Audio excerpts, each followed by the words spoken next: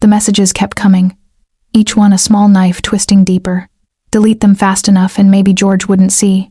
Maybe she could keep pretending she wasn't a traitor, that her hands weren't dirty, that the life she was living was anything other than a beautiful lie built on threats and fear. Tina pressed her forehead against the cool metal shelving unit in the mansion's storeroom, her breath coming in short gasps that she couldn't quite control. Her fingers shook as she scrolled through the texts from Castellano. Stop feeding us information and your sister dies. Don't forget what you owe us. You belong to us now. The whispered words seemed to echo in the darkness. You belong to us now. She was drowning in a life that wasn't hers anymore.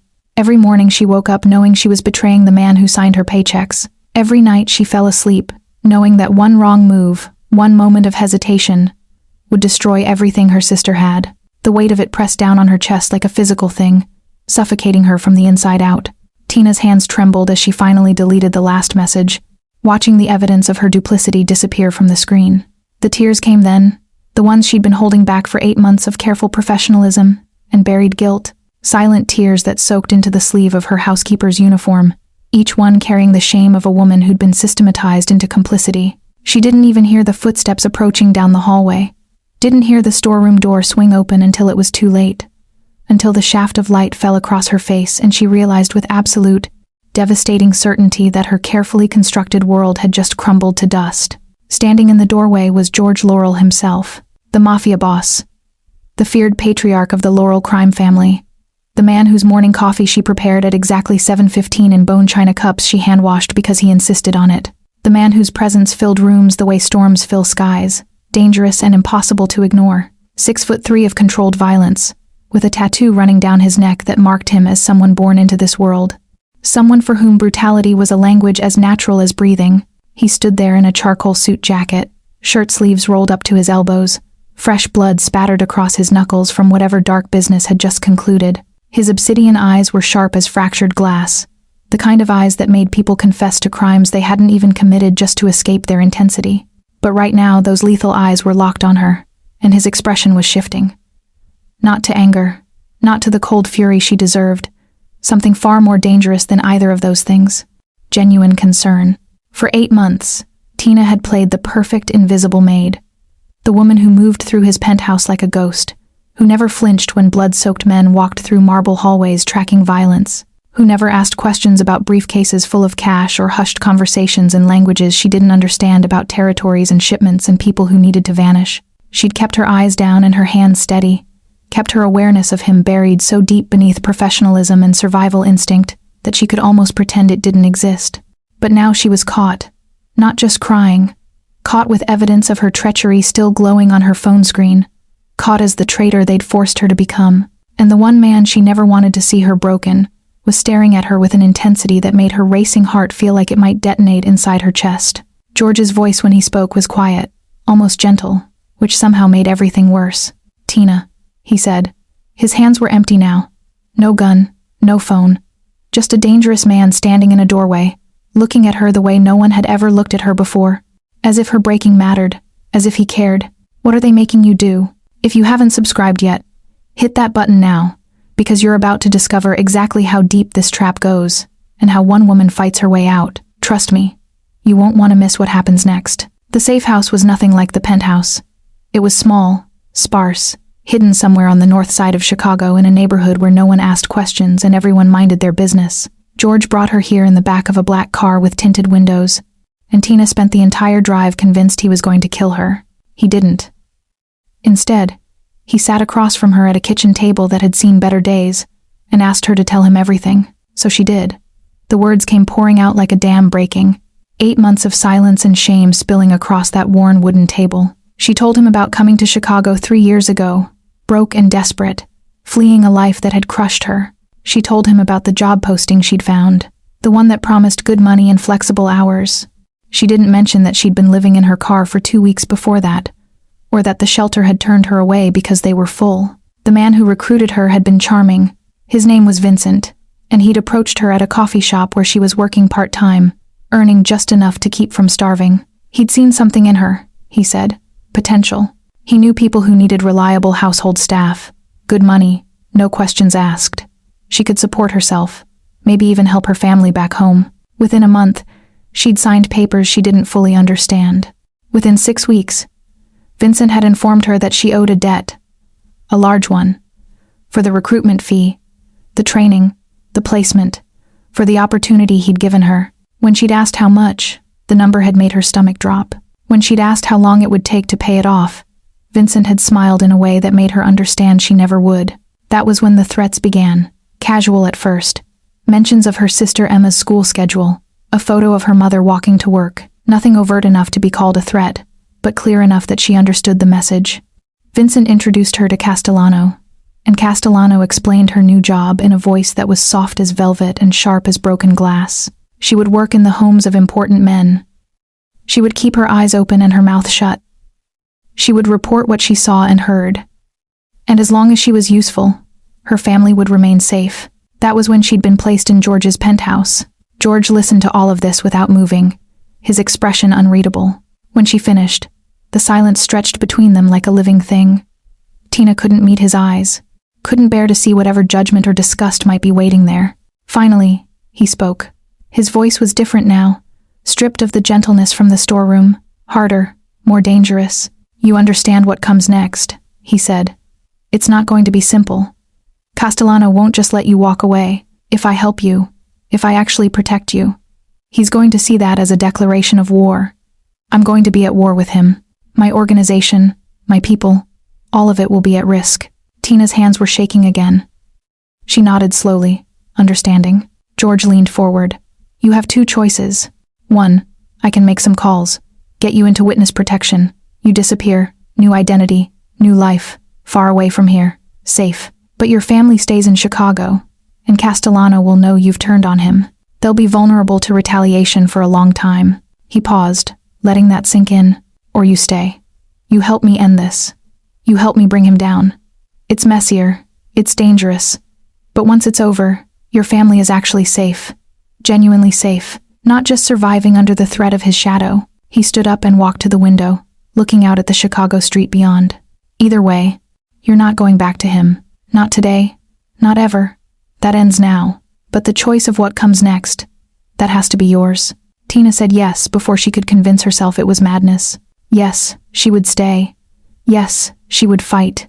Yes, she would help George tear down the empire that had been slowly suffocating her for 8 months. The moment the words left her mouth, she felt something shift inside her chest. Fear. Still. Plenty of fear. But underneath it, something sharper. Something that felt almost like resolve. George moved her that same night to a different safe house. This one larger and more fortified. She noticed the cameras immediately, the reinforced doors, the men stationed outside. This was a place built for protection and warfare in equal measure. He introduced her to Sarah Chen the following morning. Sarah was nothing like Tina expected. She was sharp-eyed and sharp-tongued, with the kind of beauty that came from knowing exactly who she was and refusing to apologize for it. She wore a tailored suit and carried herself like someone accustomed to being the smartest person in any room. When George explained Tina's situation, Sarah's expression remained carefully neutral. "I need evidence," Sarah said flatly. "Not stories, not emotional appeals. Documented proof that Castellano coerced her into espionage and debt servitude." "Do you have anything?" Tina's heart sank. She had the texts, but she'd deleted most of them. She had memories, but memories weren't admissible in court. She had fear, but fear wasn't evidence. "She has me," George said quietly. "And she has 8 months of information about Castellano's operations that only someone inside his network would know." "That's a start." Sarah studied Tina for a long moment, her gaze clinical and assessing. Then she nodded once, sharply. "All right. We'll build the case. But she needs to be prepared for what comes next. This won't be clean." Over the next week, Tina met the people who made up George's inner circle. There was Marcus, a former boxer with scarred knuckles and a gentle voice who ran security. There was David, an accountant who'd gotten tangled up in organized crime 15 years ago and never managed to untangle himself. There was Rosa, a woman who'd once worked for Castellano and had switched sides when she realized George was different. They weren't monsters. That was the most shocking revelation of all. They were people with complicated stories and complicated reasons for being in this world. Some of them had been born into it, like George. Others had stumbled in through desperation or circumstance. All of them seemed to understand that Tina was terrified, and none of them made her feel ashamed of it. George taught her the basics himself. How to detect surveillance, how to move through the city without drawing attention, how to trust her instincts about danger.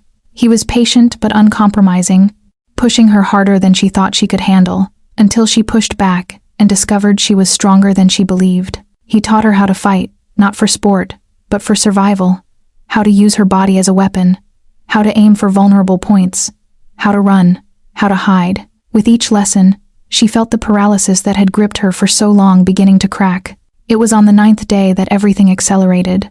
George was in a meeting with Marcus when his phone rang. She watched his expression harden as he listened, watched him end the call with a single word. Then he turned to her, and in his eyes was something she'd never seen before. Controlled fury. "Castellano knows you're gone," he said.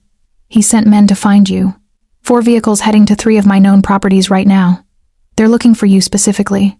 They want you back." Tina's body went cold, but before fear could paralyze her, she heard gunfire erupting somewhere outside the safe house, shouting, the sound of an engine revving hard and then the screech of tires. George moved to the window, watching the street below.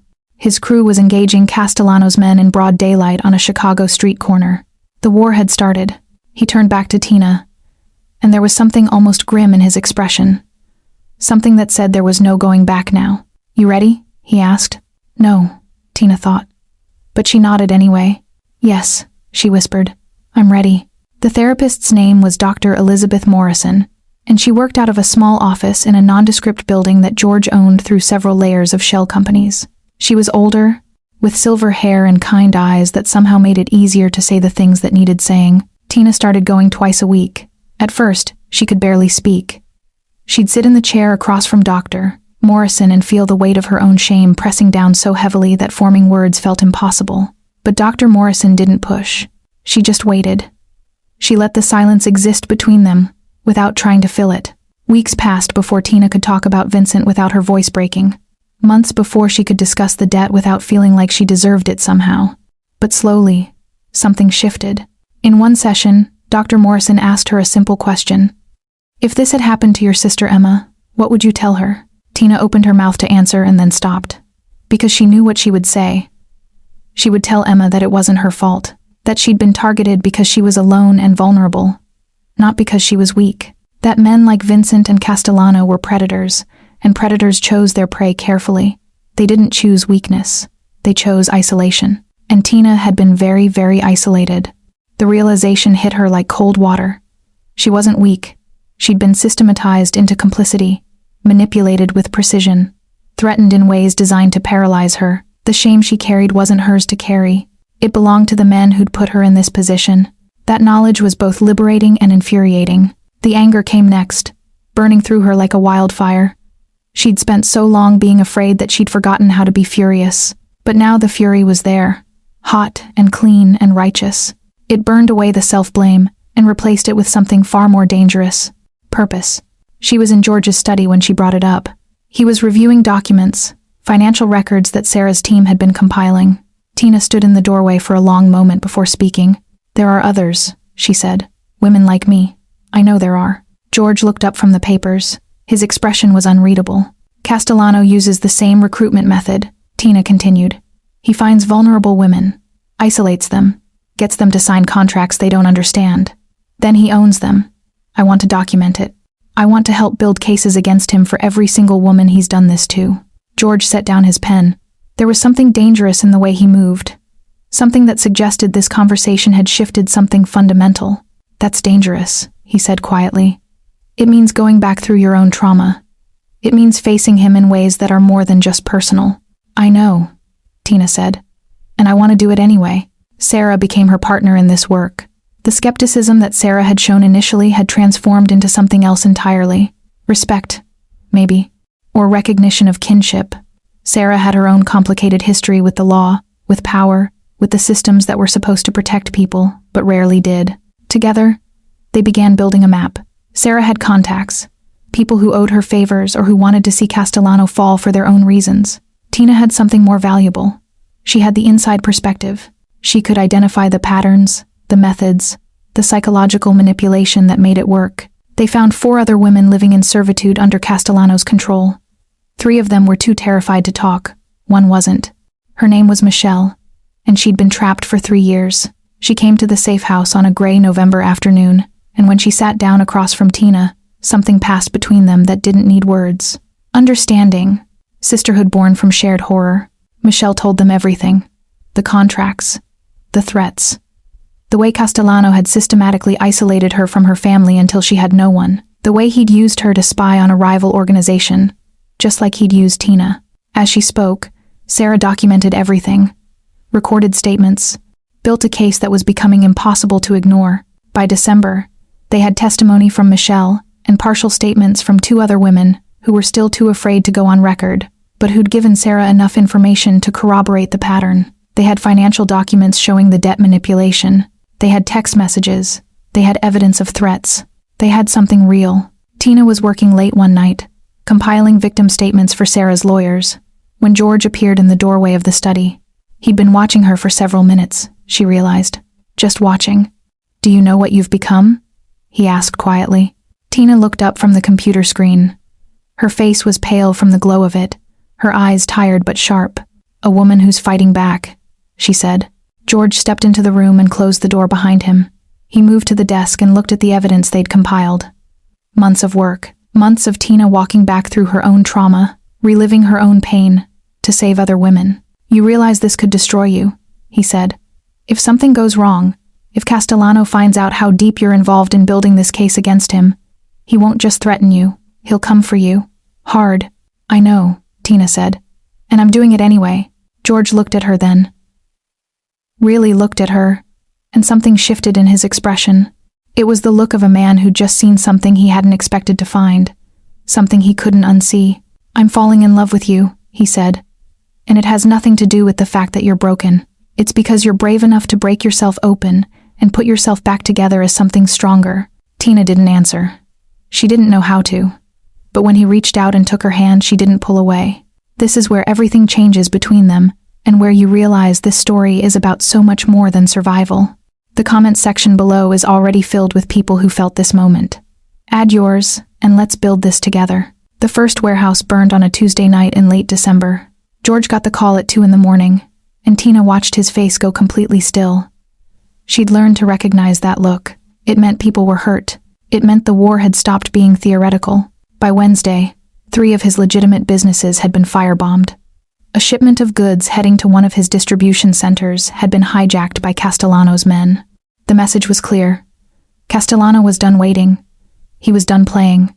He wanted Tina back, and he was willing to burn Chicago to get her. George called a meeting in the secure room beneath the safe house. Tina watched from the corner as he moved through the space like a general commanding troops. Because that's what this was now. War.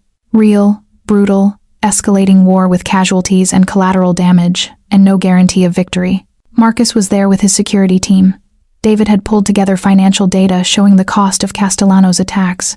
Rosa paced the room, her jaw tight with anger. Sarah stood near the door, already taking calls from her contacts in the police department, gathering intelligence.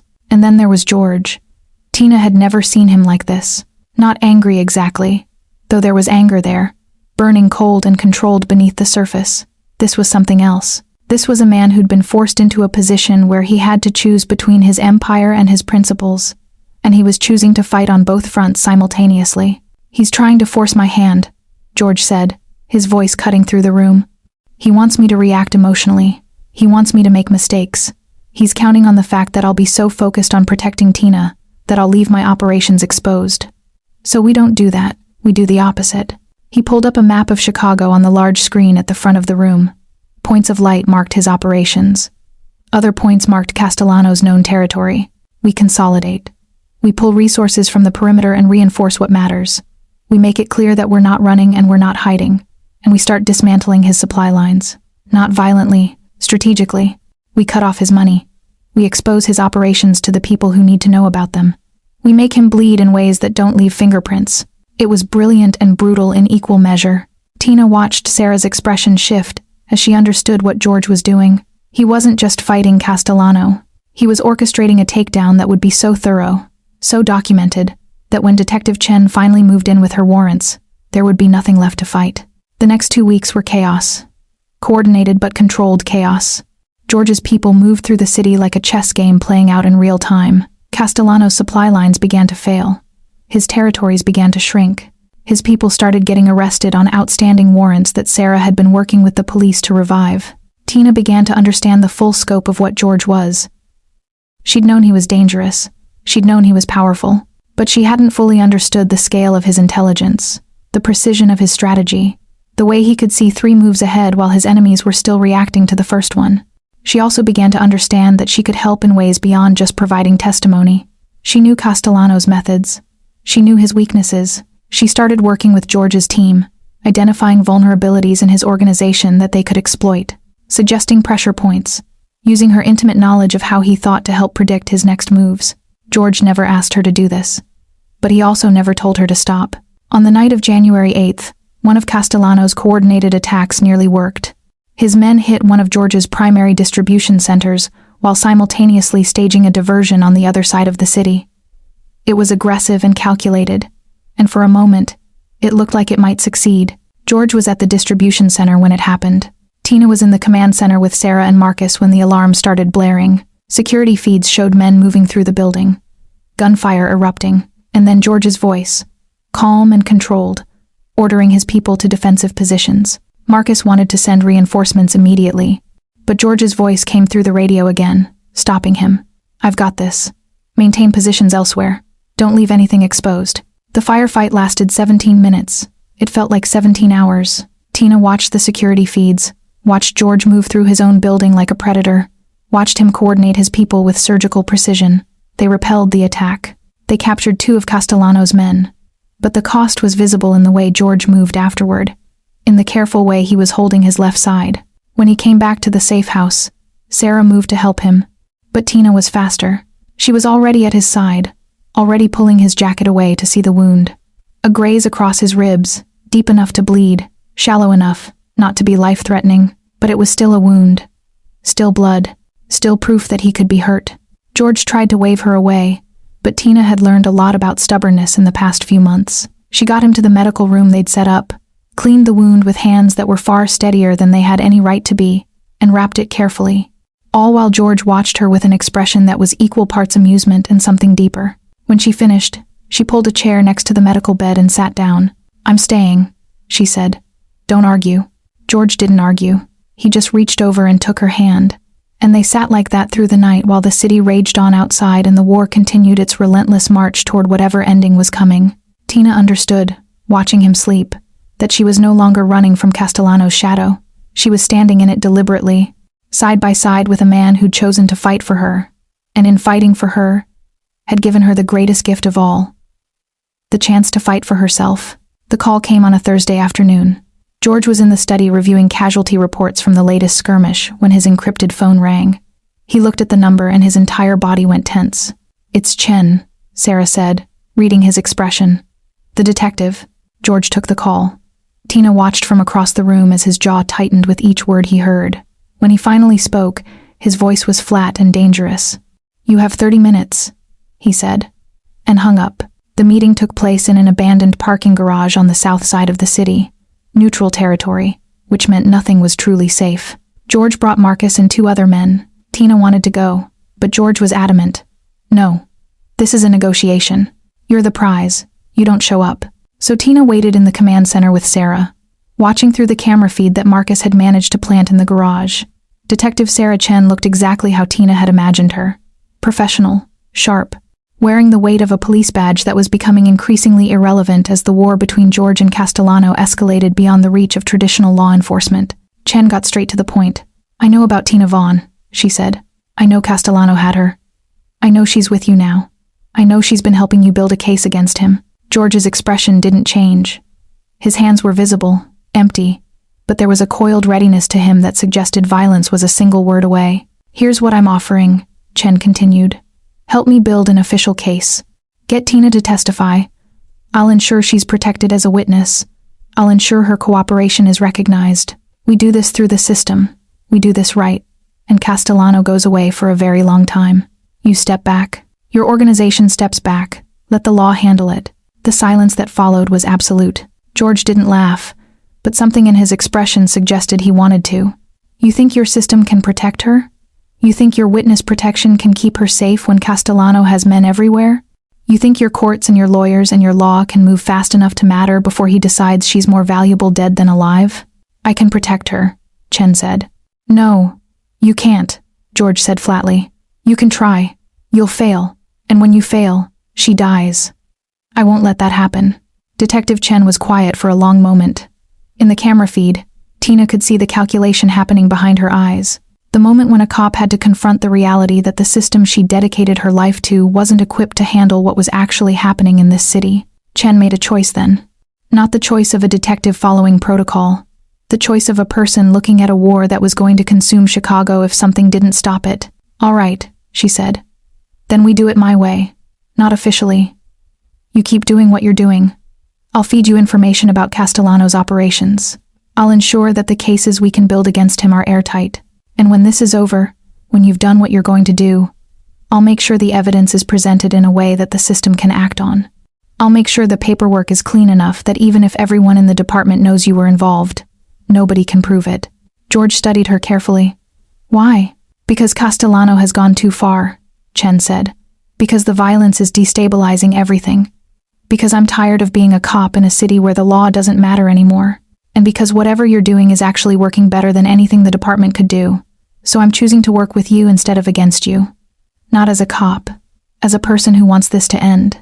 There was a moment of perfect understanding between them. Two people who'd arrived at the same conclusion from opposite directions. The system was broken. The only way forward was to work outside it. When George came back to the safe house, he called them all together.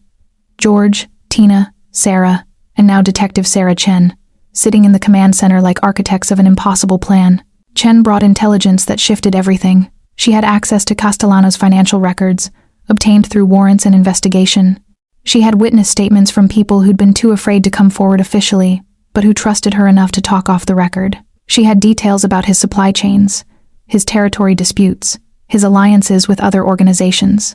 Sarah took that intelligence and transformed it into strategy. They began to see Castellano not as a monolithic threat, but as a network with pressure points, with weak connections, with vulnerabilities that could be systematically exploited. Tina provided context. She explained the psychology behind Castellano's decision-making. She identified which of his people were loyal and which were mercenary. She predicted how he would respond to different provocations. And George orchestrated it all, moving pieces across the board with the precision of someone who understood that wars weren't won with bigger guns. They were won with better information, smarter strategy, and the willingness to make moves that were so subtle that your enemy didn't realize they were being dismantled until it was too late. The alliance was fragile. It was built on shared necessity rather than shared values. But it was real, and it was effective. By the end of January, Castellano's organization was hemorrhaging money and territory. His people were being arrested on charges that had nothing to do with George, but everything to do with Chen's renewed focus on his operations. His supply lines were failing. His allies were quietly disappearing from the city. He was losing. And he was starting to understand that he was losing. Tina sat in the command center one evening, watching the three of them work together, and realized that something had fundamentally shifted. This wasn't about her anymore. Or rather, it was about her, but not in the way it had been. She wasn't the prize to be won or the weakness to be exploited. She was a partner in a war that had become about something much larger than any of them. George caught her eye across the room and smiled. And in that smile was the understanding that they were going to win this. Not cleanly, not without cost, but they were going to win. The call came at dawn on February 2nd. George's phone rang while he was still asleep, and Tina watched his entire body go rigid the moment he heard the voice on the other end. She didn't need to hear the words to know that something had catastrophically shifted. She could see it in the way his hand went white-knuckled around the phone, in the way his jaw clenched so hard she thought his teeth might crack. When he hung up, he didn't speak for a long moment, just stared at the wall like it held answers to questions he wasn't ready to ask. What happened? Tina's voice was small, already knowing, already terrified. He has Emma, George said quietly. Your sister. He took her from her apartment in Evanston 6 hours ago. He's holding her at the old Castellano warehouse on Ashland. He wants you, in exchange for your sister's life. The world went white, literally white, like Tina's vision was being erased from the edges inward. Emma, her baby sister, the one person in the world that Tina had been trying to protect, the reason she'd agreed to work for Castellano in the first place. He sent a message, George continued. his voice still that awful, controlled flatness. If you walk in alone, Emma walks out alive. If you don't show up, or if you show up with anyone else, he kills her and pins it on me. He wants to create a situation where you have no choice but to turn against me to save her life. Tina couldn't breathe. The room was spinning. Emma was 17. Emma was supposed to be safe. Emma was supposed to be the one good thing that came out of all of this. The one thing worth fighting for. I'm going to negotiate, George said, already moving toward the door. I'll call him back and tell him we'll meet. We'll bring you, but we'll also bring leverage. We'll trade something valuable. We'll get Emma back safely. No. Tina's voice cut through the room like a blade. No, George. You can't negotiate with him. George turned to look at her, and she could see the war happening behind his eyes, the desire to protect her warring with the pragmatism that had kept him alive in this world. We can, he said. I've negotiated my way out of worse situations. Not like this, Tina said. Don't you understand? He's already won. Whatever we bring him, whatever we offer him, it doesn't matter. Because the moment Emma is safe, the moment I'm in that warehouse with him, he'll kill her anyway. He'll kill me. And he'll kill you because you'll be waiting outside. This isn't a negotiation. It's a trap. It's the final move. George's expression hardened. Then we don't take the bait. We have to, Tina said. But not the way he's planning. Not with me going in alone. Listen to me. Listen. She moved toward him, grabbed his face in her hands, forced him to focus on her words instead of the panic that was threatening to consume him. Castellano's desperate. He's lost everything. His organization is falling apart. His money is gone. His people are being arrested. This is his last play. He thinks if he has Emma, he can break me. He thinks I'll trade anything to save her. And he's right. But what he doesn't understand is that I've already made my choice. What choice? George's voice was raw. To destroy him. Completely. Permanently. Not because he has Emma. Not even because of what he did to me. But because he's a cancer, and cancers don't respond to negotiation. They respond to complete eradication. George pulled her close, and she could feel him shaking. I won't risk you like this. Then I go alone, Tina said flatly. I walk into that warehouse by myself, and I figure this out. Absolutely not. Then we go together. You, me, Marcus, Sarah, and whoever else we need. We go in like we're negotiating, and we don't leave until he's dead and Emma is safe. They fought about it for 2 hours. Real fighting. Not the kind of conflict they'd danced around before. George was terrified. Tina had never seen him truly afraid before, and it broke something in her to witness it. He used every argument he had. She was too valuable. She was a civilian. She would be a liability. He couldn't protect her and fight simultaneously. But Tina was immovable, because she'd learned something in the past few months. She'd learned that protection without agency wasn't protection at all. It was just a different kind of cage. In the end, they compromised. George insisted on bringing a full tactical team. Sarah would be in position to relay information. Marcus would be positioned to provide backup. Detective Chen would have officers staged nearby, ready to move in the moment it was safe. They would go in appearing to negotiate, and they would end this. By early afternoon, they were moving.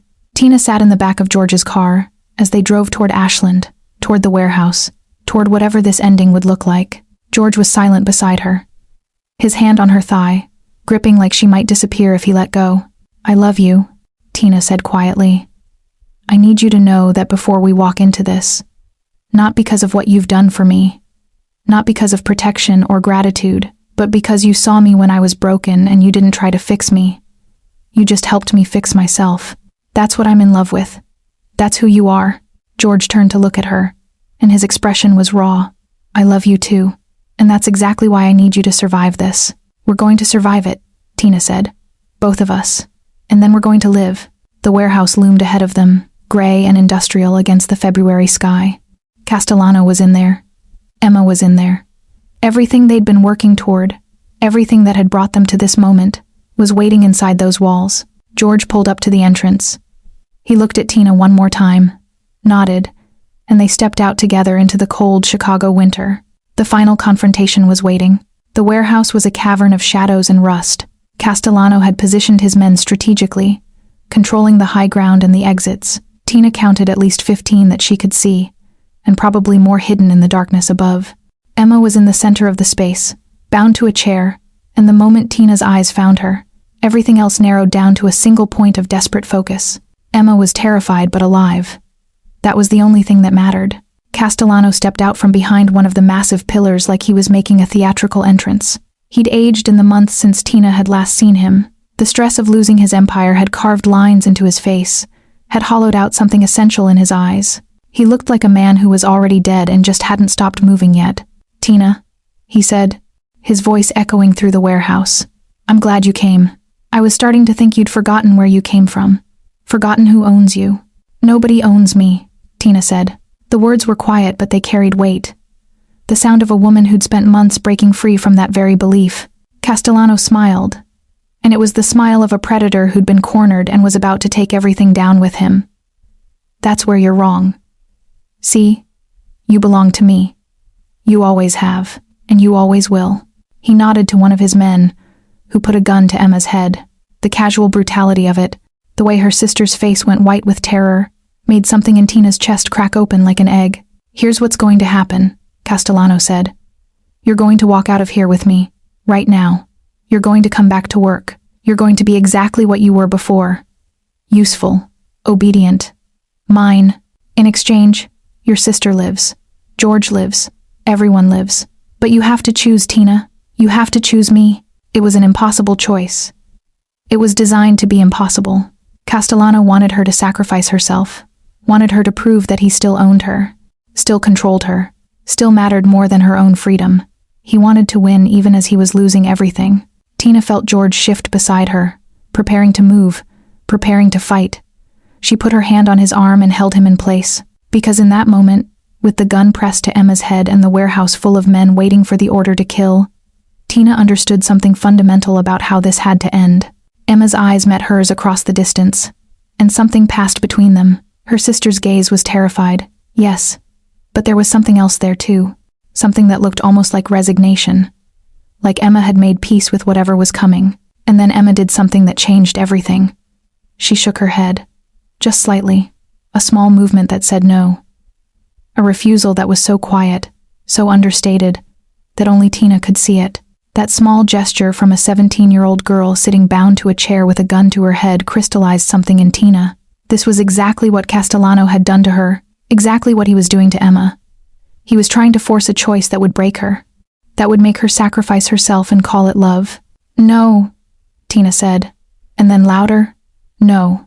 She turned to George and nodded once, then she ran. She didn't run away from Castellano. She ran directly at him, moving faster than she'd ever moved in her life, screaming so loud that it fractured the careful control Castellano had maintained. In that single moment of distraction, George moved. Marcus and the backup team erupted from their positions. The warehouse transformed from a controlled negotiation into a war zone. The first bullet caught one of Castellano's men in the shoulder, then another. The warehouse filled with the sound of gunfire, with screaming, with the crash of bodies hitting the ground. George was moving toward Castellano, but he was blocked by a wall of men, and Tina watched in horror as one of them landed a blow that sent George to the ground. Castellano stood over him, gun in hand, with an expression of pure satisfaction, like he'd finally gotten exactly what he wanted, like he was about to take the one victory that mattered. Tina didn't think. She didn't calculate the odds or consider the consequences. She grabbed a piece of rebar from the ground, and she swung it with every ounce of strength she possessed. It caught Castellano across the back of the shoulders, knocking him sideways. The gun went flying. He turned on her with fury in his eyes, and for a moment Tina felt the old fear, the old paralysis. But then she looked at Emma, still bound to the chair, still watching, still refusing victimhood, and the fear transformed into something else entirely. Rage. Pure, crystalline rage. Castellano came at her, and Tina fought him with a desperation that transcended training. She had no technique, no skill, no advantage except the fact that she was fighting for something that mattered more than her own life. She fought like someone who'd spent months understanding that the only way to survive was to become dangerous. They crashed into one of the massive pillars. Castellano's hands found her throat, and she felt her vision starting to darken. But in that darkness, she heard George's voice. "Tina, fight." She drove her knee up and felt something give. Castellano's grip loosened, and she twisted away, gasping for air that felt like glass in her lungs. He came at her again, and this time she was ready. She grabbed his wrist, used his own momentum against him, and sent him crashing into the concrete floor. For a moment, He didn't move. For a moment, it looked like it was over. Then he started laughing. A horrible, broken sound that echoed through the warehouse. "Even if you kill me," he gasped out, "you'll never be free. You'll always be what I made you, a traitor, a whore, a broken thing." Tina stood over him, breathing hard, covered in his blood and her own. And she made a choice. Not the choice he'd given her. A different choice entirely. "You made me a survivor," she said quietly. "And that's the only thing that matters." She raised the rebar and brought it down. The police arrived 12 minutes after Castellano hit the ground. Detective Chen was the first one through the door, her weapon drawn, her eyes moving methodically across the scene. She took in the bodies, the blood, the destruction.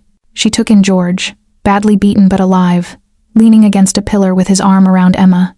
She took in Tina, standing in the center of it all, covered in evidence of what she'd done.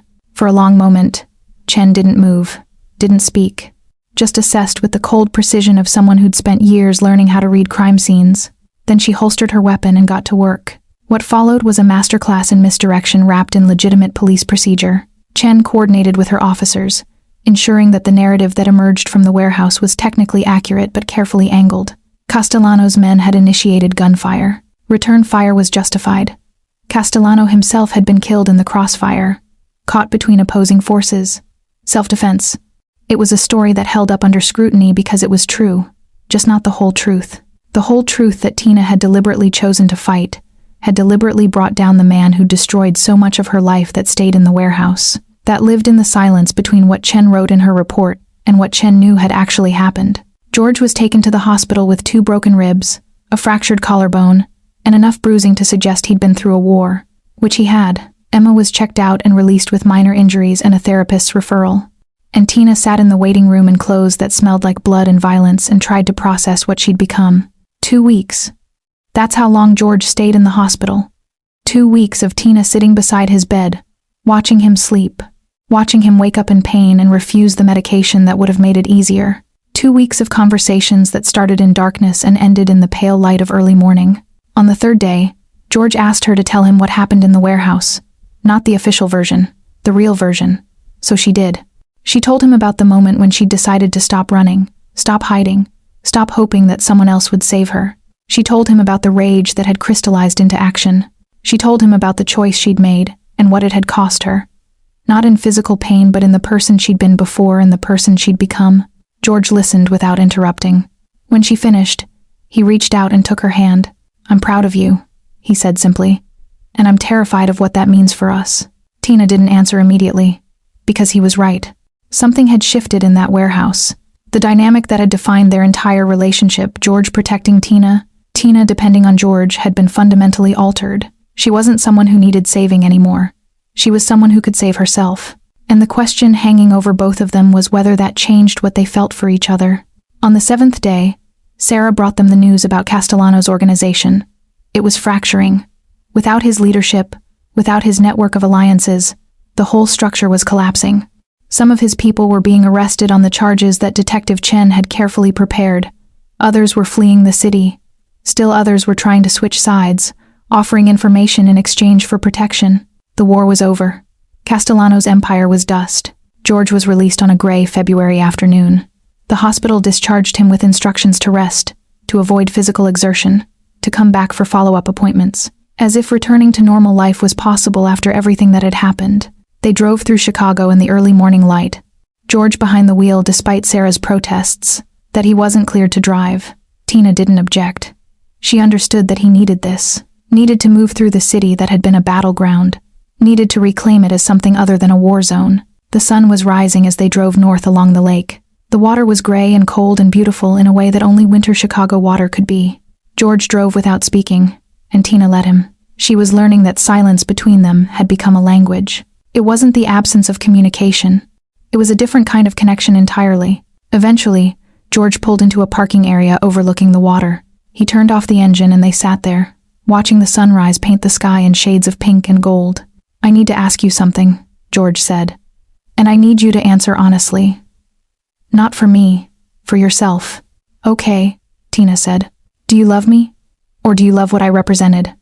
Safety, protection, a way out, because those are real things. Those matter." But I need to know if what's underneath that is real too. Tina looked at him. This man who'd found her crying in his storeroom and had somehow changed the trajectory of her entire life. This man who'd let her become her own person, instead of asking her to stay his rescued damsel. I love you, she said. Not because you saved me, because you helped me save myself. I love you because you're strategic and ruthless and protective and genuinely kind in ways that contradict everything about who you're supposed to be. I love you because even when it terrified you, you let me make my own choices. I love you because you're falling apart in that hospital bed and you still showed up to this sunrise because you knew I needed it. She reached over and took his hand. But I also need you to understand that I'm not the same person I was when you found me in that storeroom. I can't be. I've seen what I'm capable of. I've killed. I've fought. I've become someone dangerous. And I need to know if you can love that version of me too. George squeezed her hand. The dangerous version is the one I fell in love with. The one who walked into that warehouse knowing it was a trap. The one who refused victimhood even when it would have been easier. That's the woman I love. That's who you are. They sat there as the sun climbed higher, as Chicago woke up around them, as the life they'd built in the margins of a war began to transform into something that might actually be sustainable. The threat was gone. The fear was fading. What remained was the question of whether what they'd forged in crisis could survive in peace. Tina squeezed George's hand and thought about the future. It was terrifying and uncertain and full of possibilities that hadn't existed a few months ago. For the first time since she'd arrived in Chicago, broke and desperate and running from nothing into nothing, the future felt like a choice instead of a punishment. The sun rose higher over the water, and they drove back into the city together. 3 months later, the penthouse was gone. George had sold it, along with most of the legitimate-facing properties that had housed his criminal enterprises. What replaced it was something entirely different. A corner apartment on the north side of Chicago with floor-to-ceiling windows overlooking the city, decorated in ways that suggested people actually lived here instead of just passing through between operations. George's transition into legitimate business had been faster than anyone expected. Real estate development, import-export, ventures that required strategy and capital and connections but didn't require blood. He still had enemies, still had people who wanted him dead, but he was no longer actively creating new ones. The violence that had defined his life was becoming something he could step away from, piece by piece. Tina had enrolled at Northwestern. Her application essay had been brutally honest about her past, about trafficking, about what she'd survived. The admissions office had accepted her not despite her story but because of it. She was majoring in social work with a focus on trafficking survivors and victim advocacy. Every class she took felt like reclaiming something that had been taken from her. Every paper she wrote was an act of transformation. More than that, she'd started working with a nonprofit that specialized in helping women escape exploitative situations. She used everything she'd learned, the manipulation tactics, the psychological control mechanisms, the ways that predators isolated their prey to help others recognize the traps before they were fully caught. She was good at it. Better than good. She had an instinctive understanding of the mindset of women in servitude because she'd lived it. Emma was thriving. She'd moved in with them in January, and the apartment had become a home in ways that none of George's previous residences had ever been. Emma was finishing high school, was thinking about college, was becoming the kind of person who'd learned to live without constant fear. Therapy had helped. Time had helped. But mostly, having her sister and the man her sister loved creating a stable foundation had helped. On this particular evening in May, George was in the kitchen making dinner. Real dinner, not takeout. Salmon with lemon and herbs, roasted vegetables, pasta that he'd learned to make from a cooking video because that's what normal people did. He wore casual clothes, jeans, and a button-down shirt, and he'd rolled his sleeves up, and there was flour on his face from making the pasta from scratch. Emma was at the dining table doing homework. She had her headphones in, was listening to music, and was completely absorbed in her calculus problems. She glanced up occasionally to ask George a question or to call out that she was hungry, and he responded with the easy affection of someone who'd figured out how to love without controlling, without demanding, without needing to own. Tina sat on the balcony, watching them through the glass doors. The Chicago skyline stretched out before her, the same skyline she'd looked at when she first arrived in the city, broke and desperate. But she was looking at it differently now, not as an escape route, as a home. George looked up and caught her watching. He smiled, that smile that still made her heart do something complicated, and gestured for her to come inside. Dinner was almost ready. She did. She moved into the apartment, into the warmth and the light and the ordinariness of it all. George kissed her cheek as she passed, his hands still wet from washing vegetables. Emma looked up from her homework and made a gagging sound that was purely affectionate. Gross, you two. Get a room. We have several, George said dryly. We chose to be disgusting in the kitchen. They ate together at the dining table, the three of them. They talked about Emma's day at school, about her calculus grade, about a boy in her class who'd asked her out and whom she'd told no because he seemed kind of shallow. They talked about George's latest real estate project, a conversion of an old factory into residential lofts. They talked about Tina's new client, a woman who'd escaped a trafficking situation and was trying to rebuild her life. It was the kind of conversation that happened in thousands of apartments across Chicago every evening. Ordinary, domestic. The kind of thing Tina had never thought she'd have. After dinner, Emma disappeared into her room to finish homework, and George and Tina moved to the balcony. The sun was starting to set, painting the sky in shades of orange and purple. George had brought a bottle of wine, and they sat in comfortable silence for a while, just watching the light change. I've been thinking about something, Tina said finally. George turned to look at her. The expression on his face suggested he was preparing for something serious. I want to marry you, she said. Not because I owe you, not because I'm grateful, not because I need you to take care of me or protect me. I want to marry you because I love you. Because I choose you. Because I want to build a life with you that's real and ordinary and ours. George didn't answer immediately. He just reached over and took her hand, and his hand was shaking slightly. I want that too, he said quietly. I want to wake up next to you for the rest of my life. I want to watch you become the person you're becoming. I want to be the person you need me to be, which is not always the person I was. He pulled something from his pocket. A ring. Simple, elegant. Not flashy or designed to announce his wealth or his status, just beautiful in the way that things that were chosen with care and intention were beautiful. Will you marry me? He asked. Yes, Tina said. Yes.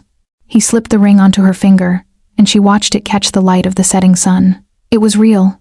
All of it was real. The apartment, the life, the choice to stay, the choice to build something with this man who'd found her broken and had helped her become whole. Inside the apartment, Emma was watching them through the glass doors. When Tina looked over, her sister was grinning. She held up her phone, and Tina realized she'd been recording the entire proposal. And then Emma was opening the door, tumbling out onto the balcony, screaming that she couldn't believe they were getting married, demanding to see the ring, pulling them both into a hug that was full of genuine joy. The three of them stood there on the balcony as the sun set over Chicago. George's arm around Tina, Tina's arm around Emma, and all around them, the city that had tried to break them, that had tested them, that had forced them to become who they really were. Tina looked at her sister and at the man she was going to marry, and she understood something fundamental. Survival wasn't just about making it through the hard things. It was about what you built afterward. It was about choosing love in the aftermath of trauma. It was about creating something real from the ashes of what had been destroyed. The sun dipped below the horizon, painting the sky in one final burst of color. And Tina, who'd come to Chicago with nothing, who'd been trapped and broken and nearly lost herself completely, stood in the light with the people she loved and felt something she'd almost forgotten how to feel. Hope. Real. Grounded. Earned hope. Drop a comment below if you believe, like Tina does, that real survival is about what you build after the hard things. Subscribe to stay part of this family of storytellers who understand that hope isn't just a feeling, it's a choice, and we're choosing it together.